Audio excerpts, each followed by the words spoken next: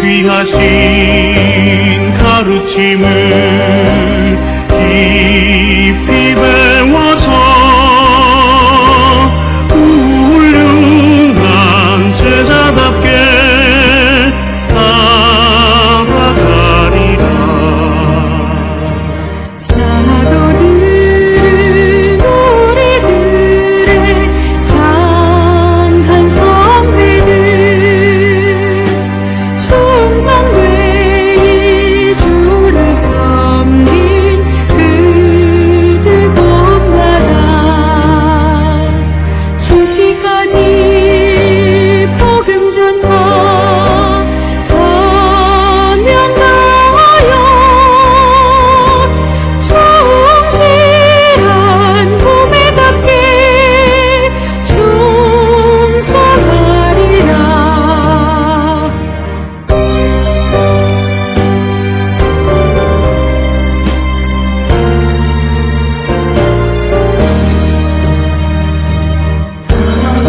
아버지를 잘 섬기며 좋은 자녀로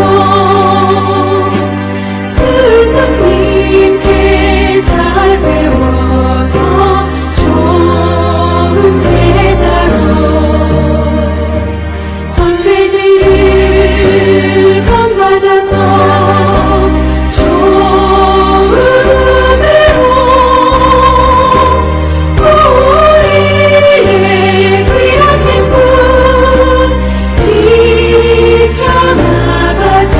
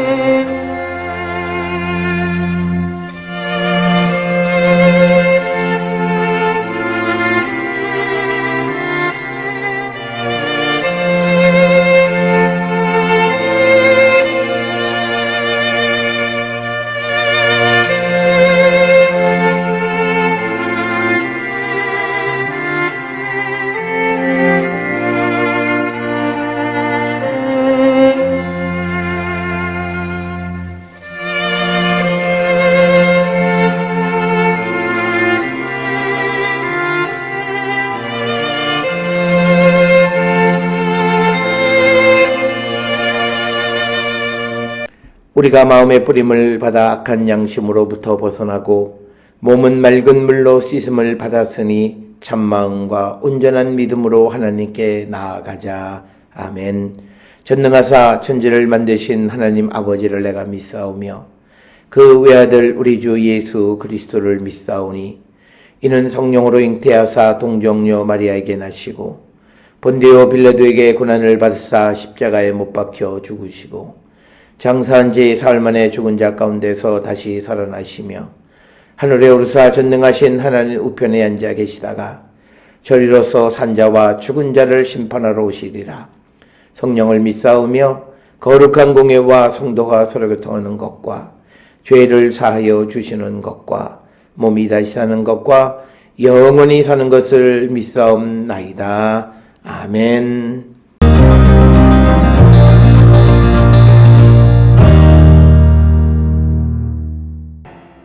만물의 마지막이 가까이 왔으니 그러므로 너희는 정신을 차리고 근신하여 기도하라. 무엇보다도 뜨겁게 서로 사랑할지니 사랑은 허다한 죄를 덮느니라. 서로 대접하기를 원망 없이 하고 각각 은사를 받은 대로 하나님의 여러 가지 은혜를 맡은 선한 청지기같이 서로 봉사하라. 만일 누가 말하려면 하나님의 말씀을 하는 것 같이 하고 누가 봉사하려면 하나님이 공급하시는 힘으로 하는 것 같이 하라. 이는 범사에 예수 그리스도로 말미암아 하나님이 영광을 받으시게 하려 함이니 그에게 영광과 권능이 세세에 무궁하도록 있느니라. 아멘.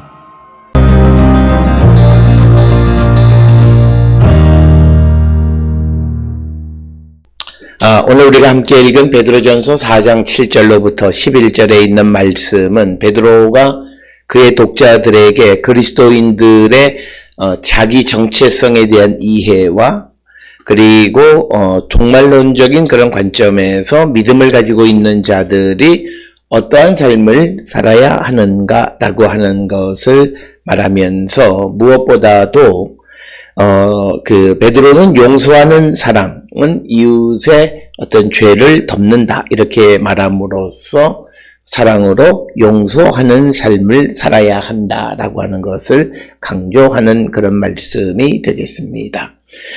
그래서 베드로는 예수를 따르는 제자로서 예수님의 핵심적 가르침인 사랑과 용서를 이제 베드로전서 4장 7절부터 11절에서 자신의 이 편지의 수신인들에게 말하는데, 특별히 이 편지의 수신인들은 예수를 믿음으로 말미암아 고난 가운데 있는 자들이 자신들에게 고난을 주는 그런 다른 사람들에 대한 사랑과 용서를 나누는 삶을 살아야 한다라고 하는 것이고, 오늘 주시는 이 4장 7절로 11절에 있는 말씀은 베드로전서 2장 11, 12절에 악한 삶을 피하라고 하는 그런 주제와 밀접한, 그래서 우리를 괴롭히는 원수들에 대해서 어떤 자세를 가져야 되느냐, 용서하고 사랑하는 삶을 살아야 된다라고 하는 것을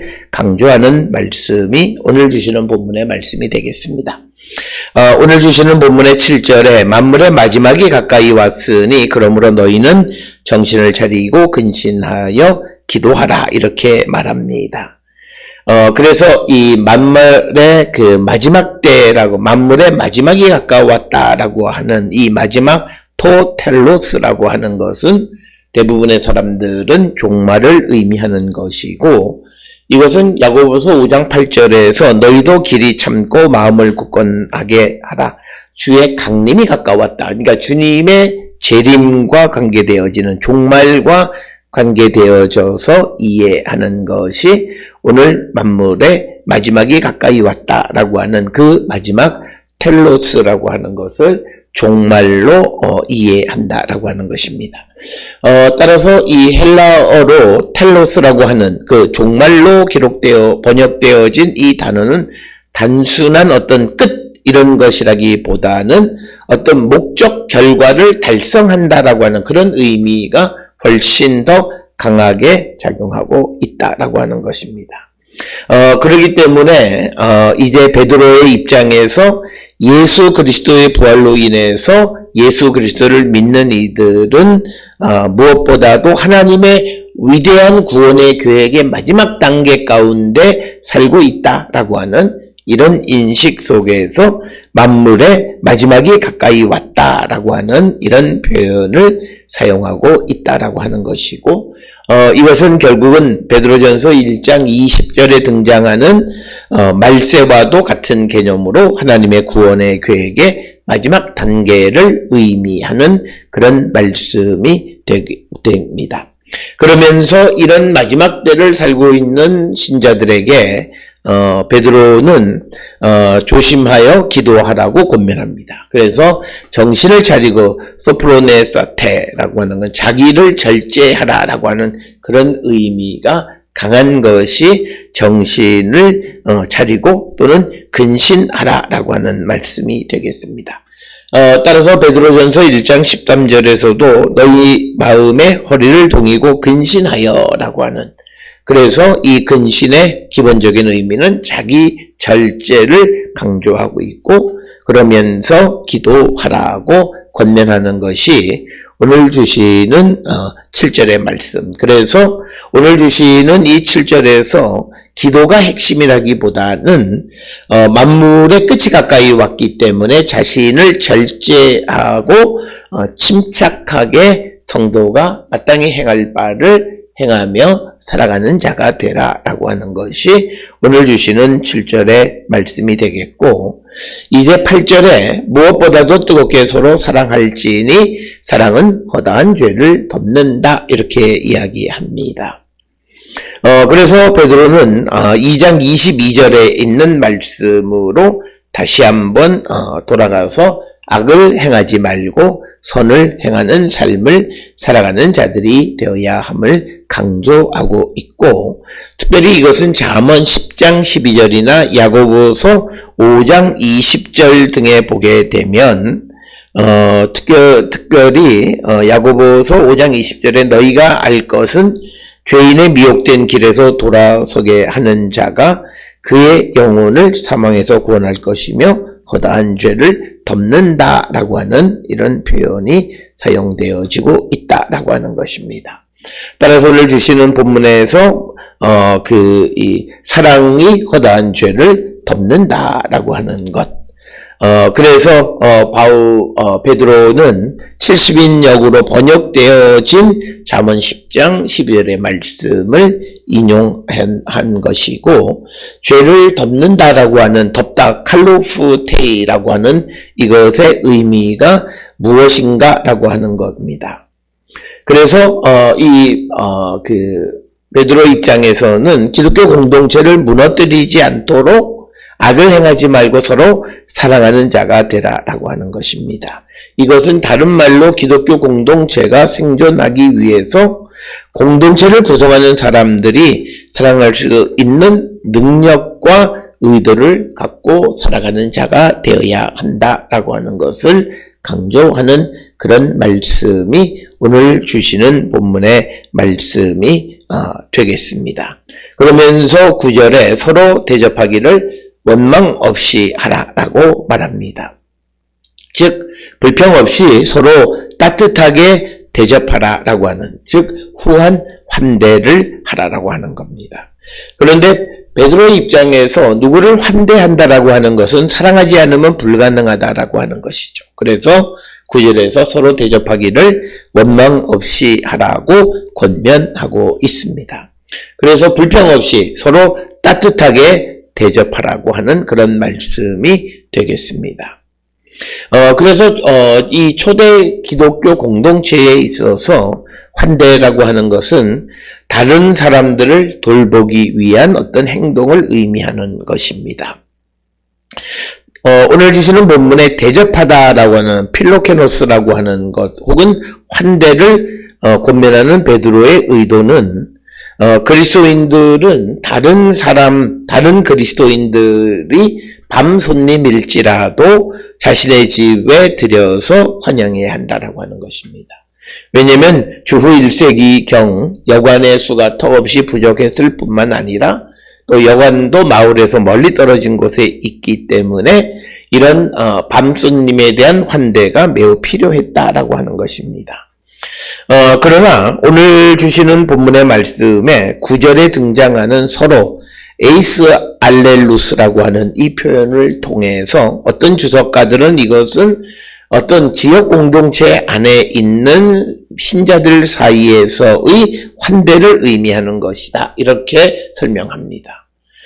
그래서 이 서로라고 하는 말이 규정하는 것이 같은 커뮤니티 안에 있는 사람을 의미하는 것으로 이해한다라면, 반손님이라기보다는 이것은 자신의 집을 예배나 친교를 위한 장소로 개방하라고 하는 그런 말씀으로도 이해할 수 있다라고 하는 것이 오늘 주시는 본문의 9절에 서로 대접하기를 원망 없이 하라라고 하는 이 말씀의 의미다라고 하는 것입니다.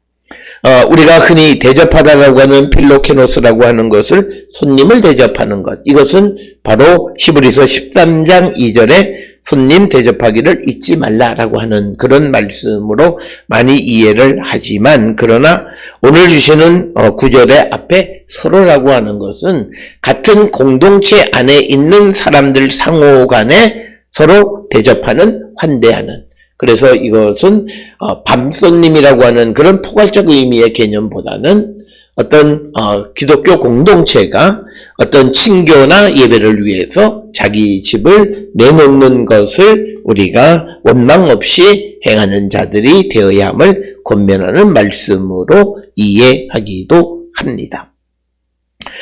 이어지는 10절에 각각 은사를 받은 대로 하나님의 여러 가지 은혜를 맡은 선한 청지기 같이 서로 봉사하라라고 하는 것이 오늘 주시는 본문의 말씀이 되겠고, 그래서 10절, 11절에서 은혜의 선물로 봉사하라고 권면하는 것이 오늘 주시는 말씀이고, 그래서 베드로는 각 사람이 은사를 받은 대로 하나님의 여러 가지 은혜를 맡은 선한 관리자로서 서로 봉사하라 이렇게 권면하는 것이 오늘 주시는 본문의 말씀이 되겠습니다.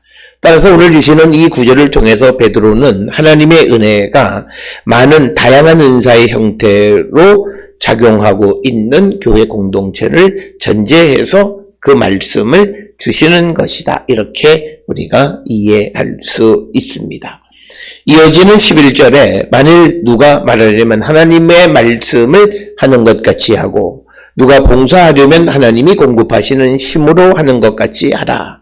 이는 범사에 예수 그리스도로 말미암아 하나님이 영광을 받으시게 하려 함이니 그에게 영광과 권능이 세세 무궁하도록 있느니라 라고 말씀하고 있습니다. 따라서 11절에서 강조하는 것은 누구든지 말을 하는 사람은 하나님의 말씀을 전하는 사람답게, 그리고 봉사하는 사람은 하나님이 주시는 힘으로 봉사하는 사람답게 하라고 하는 그런 권면의 말씀이 오늘 주시는 그런 말씀이 되겠고, 그래서 하나님이 모든 일에 예수 그리스도로 말미암아 영광을 받으실 것임을 우리에게 가르쳐주는 말씀이 되겠습니다. 따라서 오늘 주시는 베드로전서 4장 7절로부터 11절에 있는 말씀은 이제 예수 그리스도를 믿는 성도들이 이제 어떻게 그들의 삶을 살아갈 것인가, 그리고 과연 우리는 누구인가 라고 하는 자기 정체성 속에서 무엇보다도 악을 행하지 아니하고 선을 행하는 자, 그래서 모든 사람들을 용서하고 사랑하는 삶을 살 것을 권면하는 것이 오늘 주시는 말씀이 되겠습니다. 오늘 주시는 이 본문을 통해서 우리도 주님의 다시 오심을 기다리며 살아가는 성도로서 얼마만큼 우리가 모든 구성원들 사이에 사랑하고 용서함으로 모든 허물을 덮는 자들인가를 성찰하고 우리도 그런 삶을 살기로 힘쓰는 우리 모든 성도들이 될 수 있기를 주의 이름으로 축원합니다. 기도하시겠습니다. 사랑과 은혜가 충만하신 아버지 하나님, 은혜를 감사합니다. 우리가 이 땅을 살아갈 때 무엇보다도 서로 사랑하고 사랑함으로 모든 죄를 덮을 수 있는, 그래서 하나님의 거룩한 공동체를 지켜나가는 우리 모두가 되게 인도하여 주시옵소서. 예수님 이름으로 기도드렸습니다. 아멘.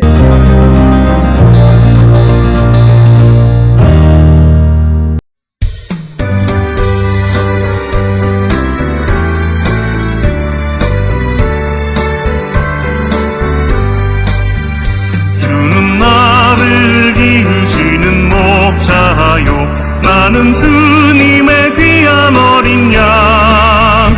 푸른 풀밭 맑은 시냇물가로 나를 늘 인도하여 주신다. 주는 나의 좋은 목자, 나는 그의 어린 양. 저를 따라 꼴을 먹여주시니 내게 부족함 전혀 없어라. 예쁜 새들 노래하는 아침과 노을 비기는 노을하모네. 사랑하는 나의 목자 음성이 나를 언제나 불러주신다. 주는 나의 좋은 목자, 나는 그의 어린 양. 저를 따라 꼴을 먹여주시니 내게 부족함 전혀 없어라.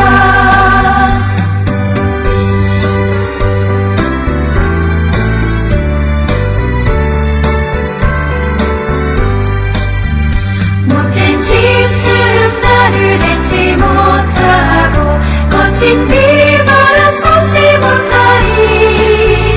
나의 주님 강한 손을 펴 나를 주야로 지켜주신다. 주는 나의 좋은 목자, 나는 그의 어린 양. 저를 따라 꼴을 먹여주시니 내게 부족함 전혀 없어라.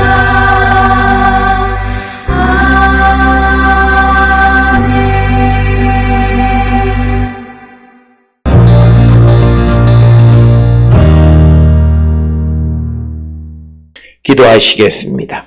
이제는 우리 주 예수 그리스도의 은혜와 하나님 아버지의 무한하신 사랑과 성령의 위로 역사 교통하심이 예수 그리스도를 믿는 성도로 서로 사랑하고 환대하는 삶을 살기로 결단하며 세상을 향해 나가는 우리 모든 성도들 머리 위에 지금으로부터 영원토록 함께 할지어다. 아멘.